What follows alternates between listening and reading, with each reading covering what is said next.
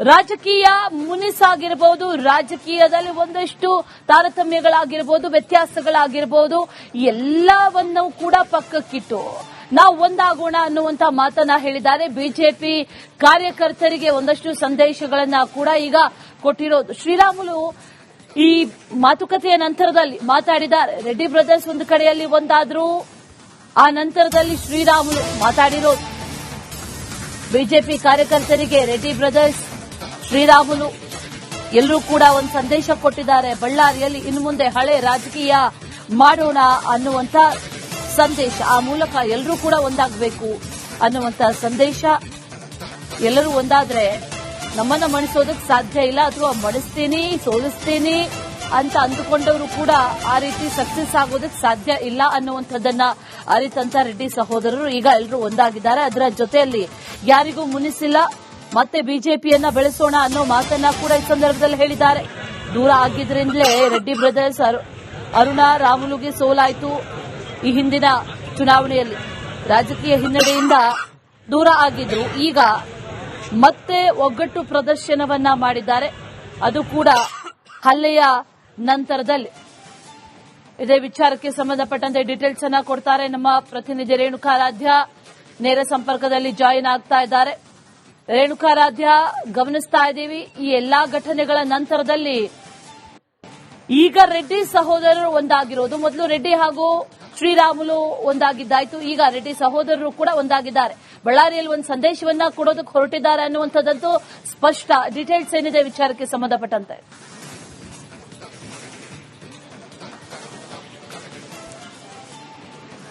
ಅಶ್ವಿನಿ, ಇದು ಬಿಜೆಪಿ ಹಾಗೂ ಕಾಂಗ್ರೆಸ್ಗೆ ಒಂದು ರೀತಿಯ ಪ್ರತಿಷ್ಠೆಯ ಪ್ರಶ್ನೆಯಾಗಿದ್ರೆ, ಅದರಲ್ಲೂ ವಿಶೇಷವಾಗಿ ರೆಡ್ಡಿ ಸಹೋದರರಿಗೆ ಇದು ದೊಡ್ಡ ಒಂದು ಅಸ್ತಿತ್ವದ ಪ್ರಶ್ನೆ ಅಂತ ಹೇಳಿದ್ರೆ ತಪ್ಪಾಗ್ಲಿಕ್ಕಿಲ್ಲ. ಯಾಕಾಗಿ ಅಂದ್ರೆ ಏನು ಮೊನ್ನೆ ನಡೆದಂತ ಗಲಾಟೆ ನಿಜಕ್ಕೂ ಸಣ್ಣ ವಿಚಾರ ಅಲ್ಲ.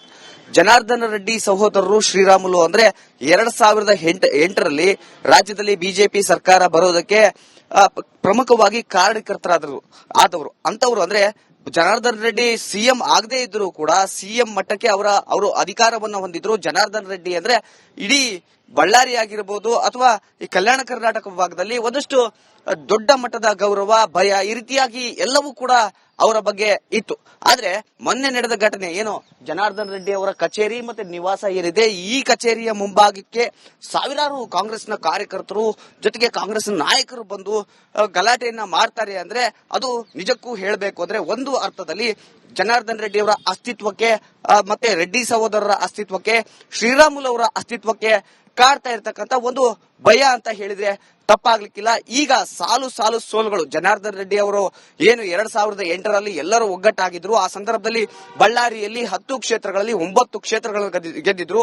2008ರ ನಂತರ ಅಂದ್ರೆ ಜನಾರ್ದನ್ ರೆಡ್ಡಿ ಅವರು ಏನು 2010-11ರಲ್ಲಿ ಅಕ್ರಮ ಗಣಿಗಾರಿಕೆ ಪ್ರಕರಣದಲ್ಲಿ ಜೈಲಿಗೆ ಹೋಗ್ತಾರೆ. ಆ ಸಂದರ್ಭದಲ್ಲಿ ಎಲ್ಲರೂ ಕೂಡ ರಾಜಕೀಯ ಭಿನ್ನಾಭಿಪ್ರಾಯಗಳಿಂದ ದೂರವಾಗಿ ಉಳಿದಿದ್ರು. ಇತ್ತೀಚೆಗೆ ಶ್ರೀರಾಮುಲು ಮತ್ತೆ ಜನಾರ್ದನ್ ರೆಡ್ಡಿ ಅವರು ಕೂಡ ಮುನಿಸಿಕೊಂಡು ಪರಸ್ಪರ ವಾಗ್ದಾಳಿಯನ್ನು ಕೂಡ ಮಾಡಿದ್ರು.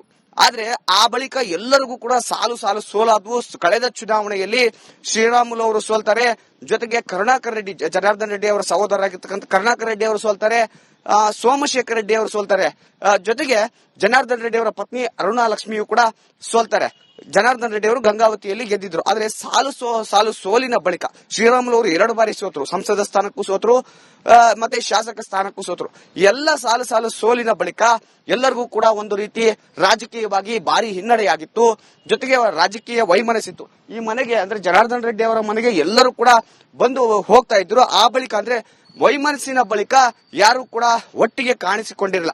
ಆದ್ರೆ ಈಗ ನಡೆದಿರ್ತಕ್ಕಂಥ ಘಟನೆ ಮತ್ತೆ ಸಾಲು ಸೋಲಿನ ಬಳಿಕ ಎಲ್ಲರೂ ಕೂಡ ಈಗ ಮತ್ತೆ ಒಗ್ಗಟ್ಟಾಗಬೇಕು ಅನ್ನುವ ನಿಟ್ಟಿನಲ್ಲಿ ಚರ್ಚೆಯನ್ನ ಮಾಡಿದ್ದಾರೆ. ಜನಾರ್ದನ್ ರೆಡ್ಡಿ ಅವರ ನಿವಾಸಕ್ಕೆ ಈಗ ಎಲ್ಲರೂ ಕೂಡ ಬಂದು ಹೋಗ್ತಾ ಇರತಕ್ಕಂಥದ್ದು. ಅಂದ್ರೆ ಎಲ್ಲರಿಗೂ ಕೂಡ ಈಗ ಅವರಿಗೆ ಒಂದು ಎಚ್ಚರಿಕೆ ಗಂಟೆ ಅಂತ ಹೇಳಿದ್ರೆ ತಪ್ಪಾಗಿಲ್ಲ. ನಾವು ಇಂಡಿವಿಜುವಲ್ ಆಗಿ ಹೋದ್ರೆ ಏನನ್ನೂ ಮಾಡೋಕ್ಕಾಗಲ್ಲ, ನಾವೆಲ್ಲರೂ ಜೊತೆಯಾಗಿದ್ರೆ ನಾವು ಏನಾದ್ರೂ ಸಾಧನೆ ಮಾಡಬಹುದು ಅನ್ನೋದು ಈಗ ಎಲ್ಲರಿಗೂ ಕೂಡ ಅರಿವಾಗಿರ್ತಕ್ಕಂಥದ್ದು. ಹೀಗಾಗಿ ಎಲ್ಲರೂ ಕೂಡ ಇದೇ ಮನೆಗೆ ಕರುಣಾಕರ್ ರೆಡ್ಡಿ ಅವರು ಬರ್ತಾ ಇರಲಿಲ್ಲ. ಒಂದಷ್ಟು ದಿನ ಸೋಮಶೇಖರ್ ರೆಡ್ಡಿ ಅವರು ಕೂಡ ಮುನಿಸಿಕೊಂಡಿದ್ರು, ಅವರು ಕೂಡ ಬರ್ತಾ ಇರಲಿಲ್ಲ. ಶ್ರೀರಾಮುಲು ಅವರು ಕೂಡ ಈ ಮನೆಗೆ ಅಂದ್ರೆ ಜನಾರ್ದನ್ ರೆಡ್ಡಿ ಅವರ ಮನೆಗೆ ಬರ್ತಾ ಇರಲಿಲ್ಲ. ಆದ್ರೆ ಮೊನ್ನೆ ನಡೆದಂತ ಒಂದು ಘಟನೆಯಿಂದಾಗಿ ಈಗ ಎಲ್ಲರೂ ಕೂಡ ಈ ಮನೆಗೆ ಬರ್ತಾ ಇದ್ದಾರೆ. ಪ್ರತಿನಿತ್ಯ ಜನಾರ್ದನ್ ರೆಡ್ಡಿ ಅವರ ಮನೆಗೆ ಬಂದು ಚರ್ಚೆಯನ್ನ ಮಾಡ್ತಿದ್ದಾರೆ, ಧೈರ್ಯವನ್ನ ತುಂಬುತ್ತಿದ್ದಾರೆ. ಜೊತೆಗೆ ಒಂದಷ್ಟು ಸಂದೇಶಗಳನ್ನ ಕಾರ್ಯಕರ್ತರಿಗೂ ಕೊಡ್ತಾ ಇರ್ತಕ್ಕಂಥದ್ದು. ಇವರೆಲ್ಲರ ಗಲಾಟೆಯ ನಡುವೆ ಕಾರ್ಯಕರ್ತರು ಕೂಡ ಒಂದು ರೀತಿ ಅತಂತ್ರ ಸ್ಥಿತಿಯಲ್ಲಿದ್ರು. ಯಾರಿಗೆ ಬೆಂಬಲ ಕೊಡಬೇಕು, ಯಾರಿಗೆ ಬಿಡಬೇಕು ಅನ್ನುವ ನಿಟ್ಟಿನಲ್ಲಿ ಇದ್ರು. ಈಗ ಅವರೆಲ್ಲರೂ ಒಗ್ಗಟ್ಟಾಗಿ ಇದೇ ಒಟ್ಟಿಗೆ ಕುಳಿತುಕೊಂಡು ಕಾರ್ಯಕರ್ತರಿಗೆ ಒಂದು ಸ್ಪಷ್ಟವಾದ ಸಂದೇಶವನ್ನ ರವಾನೆಯನ್ನ ಮಾಡಿದ್ದಾರೆ. ನಾವು ಹಿಂದಿನ ರಾಜಕಾರಣವನ್ನ ಮಾಡಬೇಕು, ಒಟ್ಟಾಗಿ ಇರಬೇಕು, ಆಗ ಮಾತ್ರ ನಮಗೆ ಯಶಸ್ಸು ಸಿಗುತ್ತೆ ಅನ್ನುವ ನಿಟ್ಟಿನಲ್ಲಿ ಯೋಚನೆಯನ್ನ ಮಾಡಿ ಕಾರ್ಯಕರ್ತರಿಗೂ ಎಲ್ಲರಿಗೂ ಕೂಡ ಒಟ್ಟಾಗಿ ಕುಳಿತುಕೊಂಡು ಎಲ್ಲ ರೆಡ್ಡಿ ಸಹೋದರರು ಜೊತೆಗೆ ಶ್ರೀರಾಮುಲು ಒಟ್ಟಾಗಿ ಕುಳಿತುಕೊಂಡು ಒಂದು ಸ್ಪಷ್ಟವಾಗಿ ಸಂದೇಶವನ್ನ ಕೊಟ್ಟಿರ್ತಕ್ಕಂಥದ್ದು. ಹೀಗಾಗಿ ಗಣಿನಾಡು ಬಳ್ಳಾರಿಯಲ್ಲಿ ಈಗ ಹಳೆ ರಾಜಕೀಯ ಮತ್ತೆ ಶುರುವಾಗ್ತಕ್ಕಂಥ ಸಾಧ್ಯತೆ ಇರತಕ್ಕಂಥದ್ದು. Ashwini. Right, Renukaradhya, thank you ಡೀಟೇಲ್ಸ್ಗೆ. ರಾಜಕೀಯ ಮುನಿಸಾಗಿರಬಹುದು, ರಾಜಕೀಯದಲ್ಲಿ ಒಂದಷ್ಟು ತಾರತಮ್ಯಗಳಾಗಿರಬಹುದು, ವ್ಯತ್ಯಾಸಗಳಾಗಿರಬಹುದು, ಎಲ್ಲವನ್ನೂ ಕೂಡ ಪಕ್ಕಕ್ಕಿಟ್ಟು ನಾವು ಒಂದಾಗೋಣ ಅನ್ನುವಂತ ಮಾತನ್ನ ಹೇಳಿದ್ದಾರೆ. ಬಿಜೆಪಿ ಕಾರ್ಯಕರ್ತರಿಗೆ ಒಂದಷ್ಟು ಸಂದೇಶಗಳನ್ನ ಕೂಡ ಈಗ ಕೊಟ್ಟಿರೋದು. ಶ್ರೀರಾಮುಲು ಈ ಮಾತುಕತೆಯ ನಂತರದಲ್ಲಿ ಮಾತಾಡಿದ್ದಾರೆ. ರೆಡ್ಡಿ ಬ್ರದರ್ಸ್ ಒಂದು ಕಡೆಯಲ್ಲಿ ಒಂದಾದ್ರು, ಆ ನಂತರದಲ್ಲಿ ಶ್ರೀರಾಮುಲು ಮಾತಾಡಿರೋದು. ಬಿಜೆಪಿ ಕಾರ್ಯಕರ್ತರಿಗೆ ರೆಡ್ಡಿ ಬ್ರದರ್ಸ್, ಶ್ರೀರಾಮುಲು ಎಲ್ಲರೂ ಕೂಡ ಒಂದು ಸಂದೇಶ ಕೊಟ್ಟಿದ್ದಾರೆ. ಬಳ್ಳಾರಿಯಲ್ಲಿ ಇನ್ನು ಮುಂದೆ ಹಳೆ ರಾಜಕೀಯ ಮಾಡೋಣ ಅನ್ನುವಂತ ಸಂದೇಶ. ಆ ಮೂಲಕ ಎಲ್ಲರೂ ಕೂಡ ಒಂದಾಗಬೇಕು ಅನ್ನುವಂತ ಸಂದೇಶ.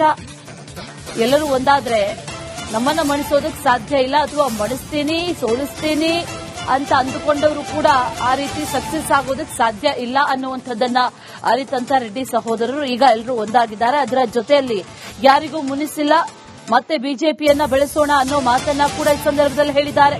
ದೂರ ಆಗಿದ್ರಿಂದಲೇ ರೆಡ್ಡಿ ಬ್ರದರ್ಸ್ ಅರುಣಾ ರಾಮುಲುಗೆ ಸೋಲಾಯಿತು. ಈ ಹಿಂದಿನ ಚುನಾವಣೆಯಲ್ಲಿ ರಾಜಕೀಯ ಹಿನ್ನಡೆಯಿಂದ ದೂರ ಆಗಿದ್ರು. ಈಗ ಮತ್ತೆ ಒಗ್ಗಟ್ಟು ಪ್ರದರ್ಶನವನ್ನ ಮಾಡಿದ್ದಾರೆ, ಅದು ಕೂಡ ಹಲ್ಲೆಯ ನಂತರದಲ್ಲಿ.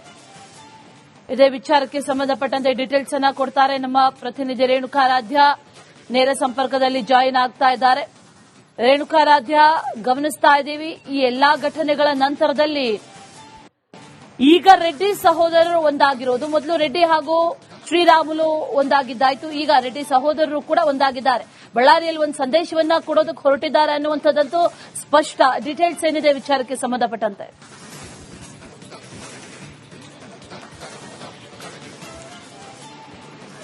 ಅಶ್ವಿನಿ, ಇದು ಬಿಜೆಪಿ ಹಾಗೂ ಕಾಂಗ್ರೆಸ್ಗೆ ಒಂದು ರೀತಿಯ ಪ್ರತಿಷ್ಠೆಯ ಪ್ರಶ್ನೆಯಾಗಿದ್ರೆ, ಅದರಲ್ಲೂ ವಿಶೇಷವಾಗಿ ರೆಡ್ಡಿ ಸಹೋದರರಿಗೆ ಇದು ದೊಡ್ಡ ಒಂದು ಅಸ್ತಿತ್ವದ ಪ್ರಶ್ನೆ ಅಂತ ಹೇಳಿದ್ರೆ ತಪ್ಪಾಗ್ಲಿಕ್ಕಿಲ್ಲ. ಯಾಕಾಗಿ ಅಂದ್ರೆ ಏನು ಮೊನ್ನೆ ನಡೆದಂತ ಗಲಾಟೆ ನಿಜಕ್ಕೂ ಸಣ್ಣ ವಿಚಾರ ಅಲ್ಲ.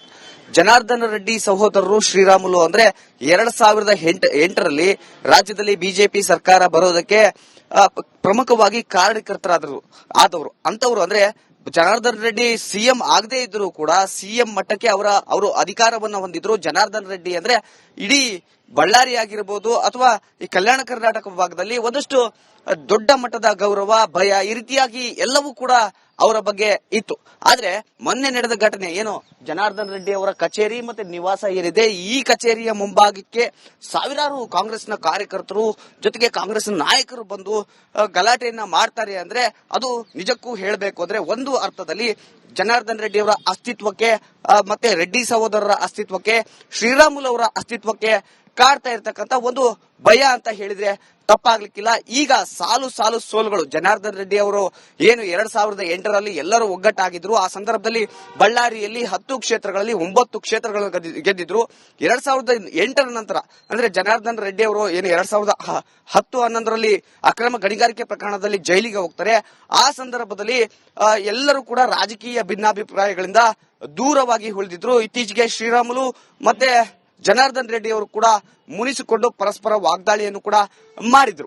ಆದ್ರೆ ಆ ಬಳಿಕ ಎಲ್ಲರಿಗೂ ಕೂಡ ಸಾಲು ಸೋಲಾದವು. ಕಳೆದ ಚುನಾವಣೆಯಲ್ಲಿ ಶ್ರೀರಾಮುಲು ಅವರು ಸೋಲ್ತಾರೆ, ಜೊತೆಗೆ ಕರುಣಾಕರ್ ರೆಡ್ಡಿ, ಜನಾರ್ದನ್ ರೆಡ್ಡಿ ಅವರ ಸಹೋದರರಾಗಿರ್ತಕ್ಕಂಥ ಕರುಣಾಕರ್ ರೆಡ್ಡಿ ಅವರು ಸೋಲ್ತಾರೆ, ಸೋಮಶೇಖರ್ ರೆಡ್ಡಿ ಅವರು ಸೋಲ್ತಾರೆ, ಜೊತೆಗೆ ಜನಾರ್ದನ್ ರೆಡ್ಡಿ ಅವರ ಪತ್ನಿ ಅರುಣಾ ಲಕ್ಷ್ಮಿಯು ಕೂಡ ಸೋಲ್ತಾರೆ.